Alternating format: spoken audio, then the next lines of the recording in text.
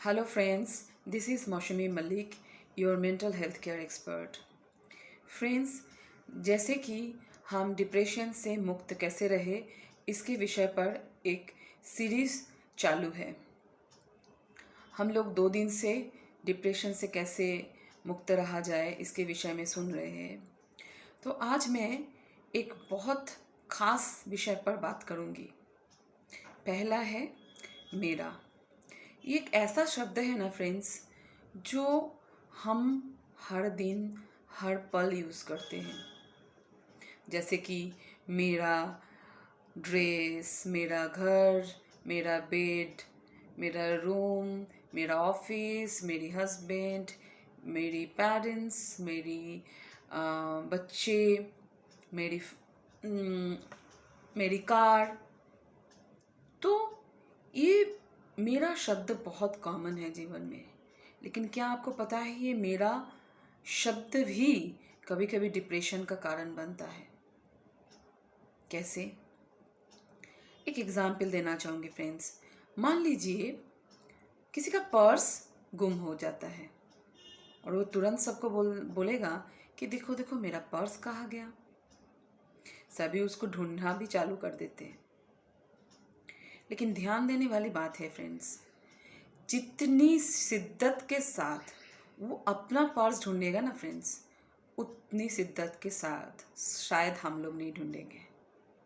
हम लोग हेल्प के कारण ढूंढेंगे, देखेंगे कि अगर मिल जाता है उसको थोड़ा हेल्प हो जाता है, लेकिन वो पागल की तरह ढूंढेगा। और अगर उसका पर्स उसको नहीं मिलता है तो बहुत ज़्यादा बेचैन भी हो जाता है और कभी कभी देर में वो डिप्रेस्ड भी हो जाता है।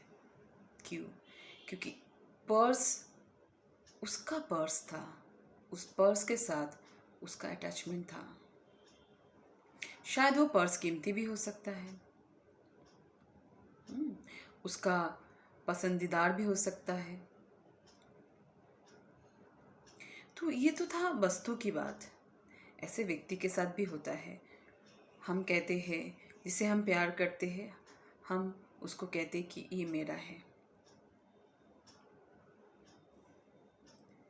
तो अगर हमसे मान लीजिए दुनिया में जैसे ये पर्स गुम हो गया था, ऐसे मेरा कोई अपना गुम हो जाए तो, और इतने ज़्यादा हम मुझसे दूर चला जाए कि हम चाहते हुए भी कभी उससे ना मिल पाए, तब तब ये चांसेस रहता है कि बहुत सारे लोग डिप्रेशन में चले जाते हैं। आपको सुनने में अजीब लगेगा, लेकिन बात सत्य है। किसी किसी का वस्तु के ऊपर भी बहुत ज़्यादा मोह रहता है, जैसे घर, जमीन, गहने। उसके जाने से भी डिप्रेशन होता है। लेकिन फ्रेंड्स, मैं आज आपको कुछ सिखाने चाहता हूँ कि ये मेरा शब्द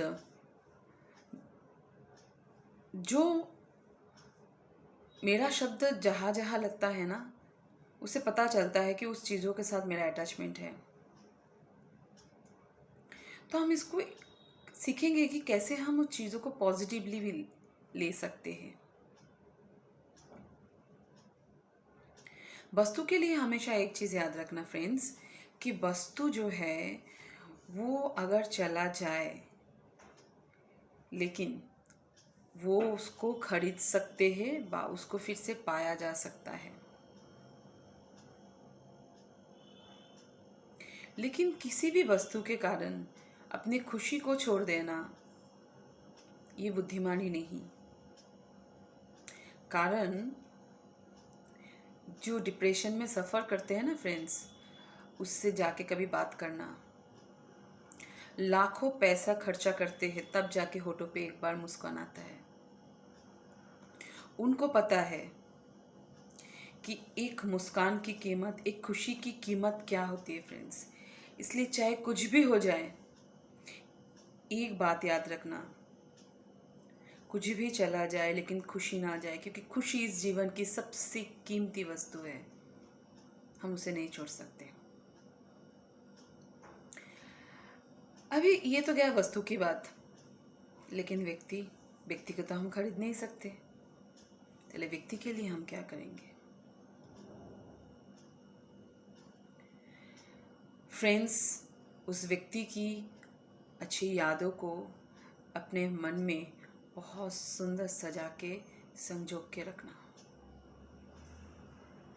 अगर आपको उस व्यक्ति से बहुत ज़्यादा प्यार है ना फ्रेंड्स, तो फिर आप और भी एक काम कर सकते हैं। वो है उस व्यक्ति की जो गुण विशेषताएं थी, उसकी जो पसंद थी, उस चीज़ों को आप अपने में धारण कर सकते हैं। ऐसा करने से क्या फ़ायदा होगा, सोचिए। उस व्यक्ति को आप अपने अंदर जिंदा रख रहे हो।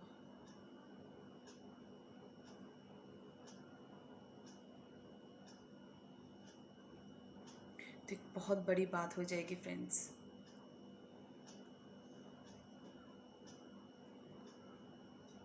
तो ऐसे हम ये जो मेरा शब्द है, इसको हमेशा के लिए मेरा बना सकते हैं। वास्तव में इस दुनिया में मेरा शब्द, मेरा कोई चीज़, मेरा कोई वस्तु ऐसा कांस्टेंट कुछ नहीं होता है फ्रेंड्स। कोई भी वस्तु हो चाहे व्यक्ति हो, कुछ समय का पीरियड होता है, एक टाइम पीरियड होता है, उस तक ही हम उसको मेरा कह सकते हैं। समय के बाद वो मेरा नहीं रहता है।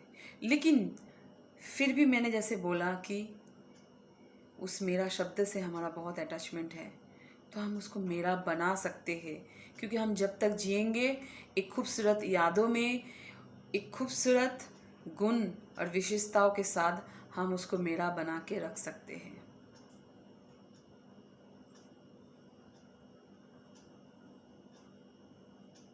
तो ये हमें सीखना ही पड़ेगा फ्रेंड्स, कि कैसे नेगेटिव को भी हम पॉजिटिव में कन्वर्ट करें, ताकि जो बात हमें दर्द दे सकता था, उस बात को हम खुशी में बदल दें। दूसरी एक बहुत इम्पॉर्टेंट बात है, वो है हम ये तीनों शब्द सुनते रहते हैं, वो है अतीत, वर्तमान और भविष्य। फ्रेंड्स, हम में से अधिकतर अतीत में जीते हैं और कुछ लोग भविष्य में। वर्तमान में तो कोई जीता ही नहीं है। लेकिन हमें वास्तव में ना वर्तमान में जीना है। अभी लोग अतीत में क्यों जीते हैं, इसके पीछे का कारण अभी आप बोलेंगे अतीत से डिप्रेशन का क्या वास्ता? बहुत गहरा वास्ता है। ये जो अतीत है ना, मान लीजिए अतीत में मेरे साथ कोई परिस्थिति हुई थी, अतीत में मेरे दिल को किसी ने चोट पहुंचाया था, अतीत ने मुझे कोई धोखा दिया था, अतीत ने किसी ने मुझे बहुत अपमानित किया था। हो सकता है आज दिन तक भी मैं उस चीज़ को याद करती हूँ, उसको साथ लेके चल रही हूँ।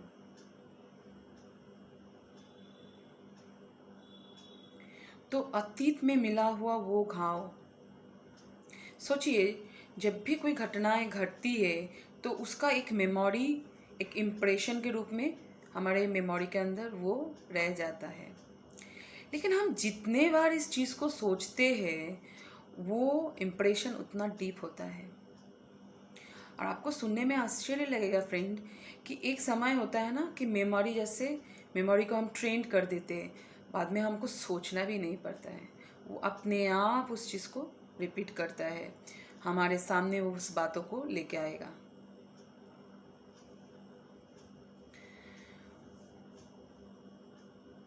तो आप सोच सकते हैं कि किसी ने एक बार घाव दिया तो मैंने कितने बार सोचा उसको, किसी ने अपमान किया तो मैंने कितने बार अपने आप को अपमान किया।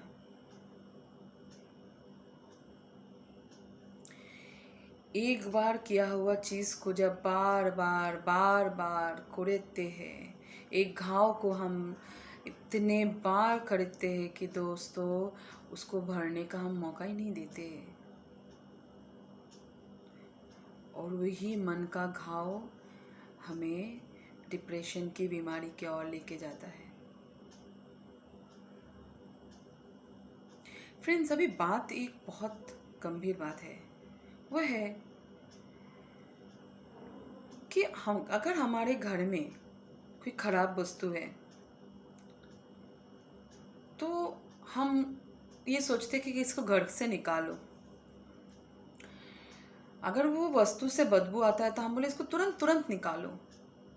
और हमने ना जाने कितने बदबूदार बातों को अपने दिल के अंदर जो घाव है, उस घाव को तो हमने खरीदा, तो वो घाव भी तो अभी बदबू से भर गया होगा, तो उसको हमने कितना संभाल के रखा। और जो खुशी हमारे लिए सबसे ज़्यादा कीमती थी, उसको हमने कह दिया कि अलविदा।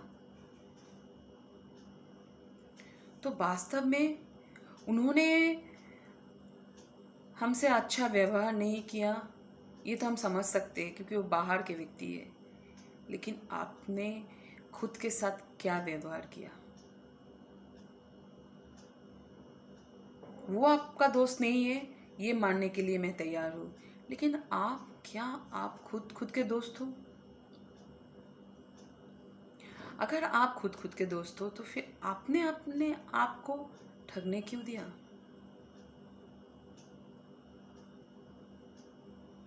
फ्रेंड्स, अभी सोचने का टाइम आ गया है। बहुत समय हमने गवा दिया अतीत की उस बुरी यादों में। हमें वर्तमान में जीना सीखना होगा। जो हमारे आसपास है, जो हमें प्यार करते हैं, जिनके साथ हम काम करते हैं, है ना, इस पल में जीना होगा। ये एक बहुत बड़ा विषय है फ्रेंड्स, मैं इसके ऊपर भी किसी दिन आपको समझाऊंगी।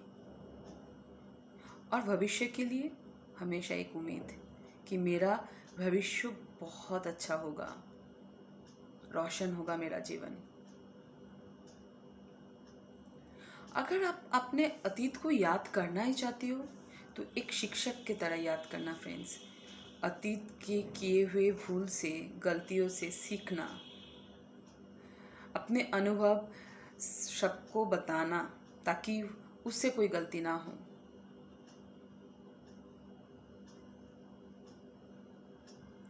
अतीत हमें सिखाता है, वर्तमान में हमें जीना है, भविष्य हमारे लिए उम्मीद की किरण है।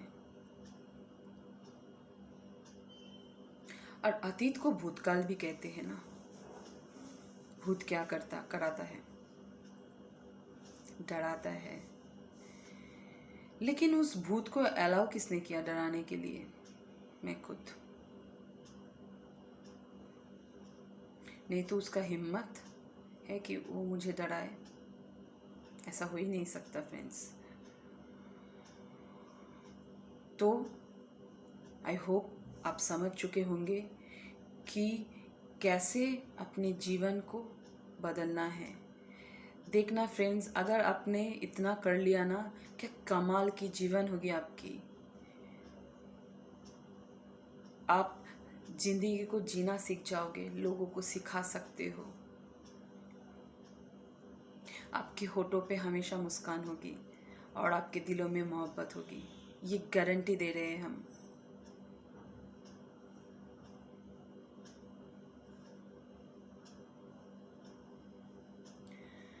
फ्रेंड्स, लास्ट में एक चीज़ कहना चाहूँगी।